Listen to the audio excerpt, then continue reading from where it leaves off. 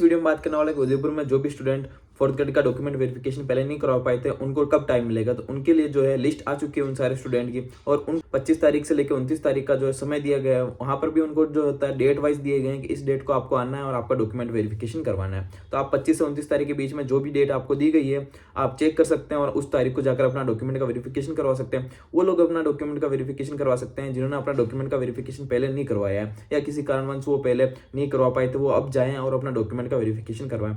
इसके बाद उनको एक चांस और दिया जाएगा जिसके अंदर भी वो अपना डॉक्यूमेंट का वेरिफिकेशन करवाते हैं। लेकिन आप दूसरे चांस का वेट नहीं करें, पहले ही चले जाएं। अगर आपका डॉक्यूमेंट वेरिफिकेशन बाकी है तो जाकर अपना डॉक्यूमेंट का वेरिफिकेशन करवाएं। उसके अलावा जोधपुर जो मंडल है उसमें सेकंड बार का चांस दिया जा रहा है। जोधपुर मंडल वाला में जो होता है 2471 कैंडिडेट जो होते हैं वो एब्सेंट रहते हैं, जो उनसे जो होता है सिर्फ 325 ही उपस्थित होते हैं। उसके बाद उनको जो होता है वापस सेकंड चांस दिया जाता है। सेकंड चांस जो होता है उनको 24 अप्रैल से दिया जा रहा है कि 24 अप्रैल से आप जाकर वहाँ पर अपना डॉक्यूमेंट का वेरिफिकेशन करवा सकते हैं। उदयपुर में कुछ ऐसे भी केसेज आए हैं और दूसरे मंडल में भी ऐसे केसेज आए हैं जिनमें क्या होता है कि अपना डॉक्यूमेंट का वेरिफिकेशन जिन स्टूडेंट ने करवा दिया उनका भी नाम आ रहा है। तो क्या होता है कई बार बायोमेट्रिक नहीं करवाने के कारण भी जो होता है वहाँ पर उनकी अटेंडेंस शो नहीं होती है, जिसकी वजह से क्या होता है कि आपका फिर से नाम आ रहा है। और अगर बायोमेट्रिक करवा ली है तो भी ह्यूमन एरर होती है। ह्यूमन एरर की वजह से क्या होता है कि आपका नाम फिर से शो हो रहा है। तो आप वहाँ पर जाइए और अपना डॉक्यूमेंट बताते हुए बताइए कि मैं इस तारीख को आया था और मेरा डॉक्यूमेंट का वेरिफिकेशन जो है मैंने करवा दिया था, लेकिन फिर से मेरा इस लिस्ट में नाम आ रहा है। तो वो क्या होता है करेक्शन कर देंगे और आपका नाम जो होता है उस लिस्ट से हटा देंगे।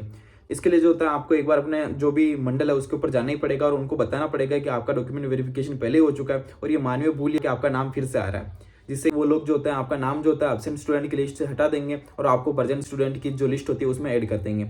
नीचे कमेंट में कुछ लोग जो होते हैं वो रिजल्ट के बारे में पूछते हैं। तो अभी क्या होता है कि सिर्फ डॉक्यूमेंट वेरिफिकेशन में ही इतना टाइम लग रहा है। जैसे कि 11 तारीख से स्टार्ट हुआ था मार्च की, और अभी क्या चल रहा है अप्रैल चल रहा है और खत्म होने को आ गया है। अभी 2 महीने तो सिर्फ डॉक्यूमेंट वेरिफिकेशन ही चल रहा है। उसके बाद जो होता है उन स्टूडेंट्स को मौका दिया जा रहा है जो एब्सेंट रहते हैं। तो अभी तक उन स्टूडेंट का डॉक्यूमेंट वेरिफिकेशन होगा जो एब्सेंट है। जो पीएच कैटेगरी के जो कैंडिडेट है उनका मेडिकल वेरिफिकेशन चल रहा है और कुछ मंडल पर चला भी नहीं है। उसके बाद क्या होता है एक प्रोविजन लिस्ट तैयार होगी, प्रोविजन लिस्ट आएगी। प्रोविजन लिस्ट में जिन जिन कैंडिडेट का नाम आता है उन कैंडिडेट को फिर से बुलाया जाएगा, उनको डॉक्यूमेंट सबमिट होंगे।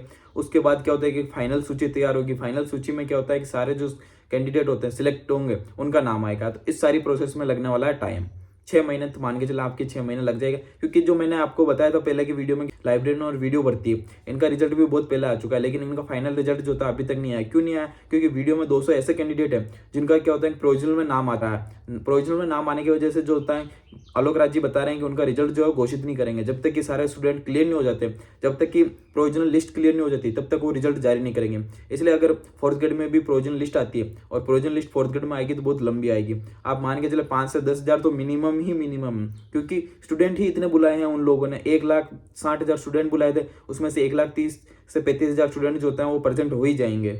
जिस वजह से क्या होता है कि स्टूडेंट के कुछ ना कुछ डॉक्यूमेंट में कमी रही है। तो कुछ स्टूडेंट होते हैं वो तो उसी टाइम बना के जो होते हैं जमा करवा देते हैं, लेकिन कुछ स्टूडेंट जो होता है उनको पता ही नहीं होता कहाँ जमा करवाना है, कौन सा डॉक्यूमेंट बनाना है। इस वजह से क्या होता है उनका प्रोविजनल में नाम आ जाता है। जब प्रोविजनल में नाम आएगा तो उस सूची को क्लियर होने में बहुत सारा टाइम लग जाएगा, जिसकी वजह से रिजल्ट जो होगा वो डिले होगा। क्योंकि अगर प्रोविजनल को क्लियर किए बिना वो रिजल्ट घोषित करते हैं तो उससे कट ऑफ के ऊपर इफेक्ट पड़ता है, और फिर क्या होता है कि कुछ स्टूडेंट जो होते हैं वो कोर्ट चले जाते हैं, की वजह से भर्ती जो होती है पूरी की पूरी अटक जाती है। इसीलिए जो होता है आलोक राज जी भी पहले ही जो है जो भी प्रोविजनल है उनको क्लियर करना चाहता है और रिजल्ट घोषित बाद में ही करना चाहते हैं। तो रिजल्ट आने में तो देर लगेगी। तो आप जैसे एलडीसी की तैयारी कर रहे हो, लैब असिस्टेंट की तैयारी कर रहे हो, तो उनकी तैयारी करें। इसका जो रिजल्ट है उसको आने में टाइम लगेगा और ज्वाइनिंग में उससे भी और ज्यादा टाइम लगेगा।